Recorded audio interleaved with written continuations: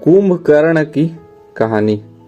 कुंभकर्ण रामायण काल का एक ऐसा अनूठा और विशालकाय पात्र था जिसकी शक्ति और कद काठी से पूरी सृष्टि थर थर कांपती थी। वह लंकापति रावण और विभीषण का भाई था। कुंभकर्ण जितना बलशाली था उसका दिल उतना ही साफ था, लेकिन उसकी किस्मत और एक वरदान ने उसके जीवन की दिशा ही बदल कर रख दी। उसकी सबसे प्रसिद्ध कहानी उसके 6 महीने सोने और एक दिन जागने के इर्द गिर्द घूमती है, जो उसकी नीति बन गई थी। एक बार की बात है, रावण, कुंभकर्ण और विभीषण ने ब्रह्मा जी को प्रसन्न करने के लिए घोर तपस्या की। तीनों भाइयों की तपस्या से ब्रह्मांड हिल उठा और आखिरकार ब्रह्मा जी प्रकट हुए। जब ब्रह्मा जी ने कुंभकर्ण से वरदान मांगने को कहा तो देवता घबरा गए।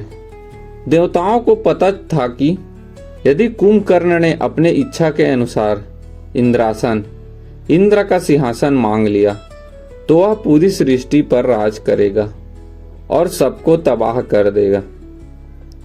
इस संकट से बचने के लिए देवताओं ने माता सरस्वती से प्रार्थना की कि वे कुंभकर्ण की बुद्धि फेर दें। जब कुंभकर्ण वरदान मांगने लगा तब उसकी जीभ पर बैठी देवी सरस्वती के प्रभाव से उसके मुंह से इंद्रासन की जगह निद्रासन यानी सोने का आसन निकल गया। ब्रह्मा जी ने तुरंत तथास्तु कह दिया। इस तरह चाह कर भी वह कुछ और नहीं मांग सका और उसे 6 महीने तक लगातार सोते रहने का वरदान मिला। जब वरदान का असर हुआ तो कुंभकर्ण को एक विशाल महल में सुला दिया गया। वह 6 महीने तक गहरी नींद में सोया रहता और जब एक दिन के लिए जागता तो उसे इतनी भयंकर भूख लगती कि वह सामने आने वाली हर चीज, अनाज, फल और मांस को पल भर में चबा जाता। इस तरह समय बीतता गया और उधर लंका में रावण ने सीता माता का हरण कर लिया, जिसके कारण भगवान श्री राम ने लंका पर चढ़ाई कर दी। राम रावण युद्ध कर अपने चरम पर था। रावण के एक एक करके सभी महान योद्धा और पुत्र मारे जा रहे थे। जब रावण को अपनी हार का डर सताने लगा तो उसे अपने सबसे शक्तिशाली भाई कुंभकर्ण की याद आई। लेकिन समस्या यह थी कि कुंभकर्ण उस समय अपनी 6 महीने की गहरी नींद में सोया हुआ था और उसे जगाना लगभग असंभव काम था। रावण ने अपने मंत्रियों और सैनिकों को आदेश दिया कि चाहे जो हो जाए कुंभकर्ण को तुरंत जगाया जाए। सैनिकों की एक भारी फौज कुंभकर्ण के विशाल महल में पहुंची। वह खर्राटे ले रहा था, जिससे महल की दीवारें हिल रही थी। सैनिकों ने उसे जगाने के लिए ढोल नगाड़े बजाए, शंख फूके और बड़े बड़े नगाड़ों पर चोट की, लेकिन कुंभकर्ण की नींद नहीं टूटी। फिर रावण के आदेश पर उसके कानों के पास सैकड़ों हाथी दौड़ाए गए। उस पर भारी गदाओं से प्रहार किया गया और तीखे भालों से चुभाया गया। अंत में जब उसके सामने ढेर सारा स्वादिष्ट भोजन, मांस और मदिरा लाई गई तो भोजन की तीव्र सुगंध उसके नथुनों में समा गई। सुगंध के असर से कुंभकर्ण की भारी आंखें धीरे धीरे खुली। वह अचानक उठकर हड़बड़ाया, अचकचा कर उठा। इतनी गहरी नींद से अचानक जागने के कारण वह थोड़ा असहज था, लेकिन जैसे ही वह पूरी तरह होश में आया उसकी भूख और बढ़ गई। उसने सामने रखा सारा भोजन पल भर में साफ कर दिया।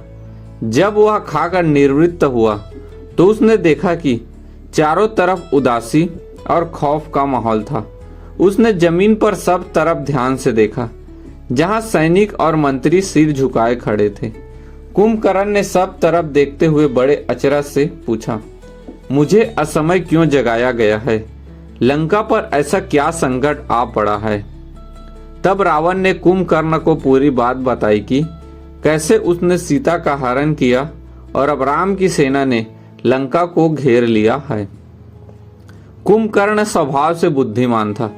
उसने रावण को समझाया कि उसने पराय स्त्री का हरण करके बहुत बड़ा पाप किया है और श्री राम कोई साधारण मानव नहीं बल्कि साक्षात नारायण है। उसने रावण से कहा कि वह सीता को ससम्मान वापस लौटा दे, लेकिन रावण अपने अहंकार में अंधा था।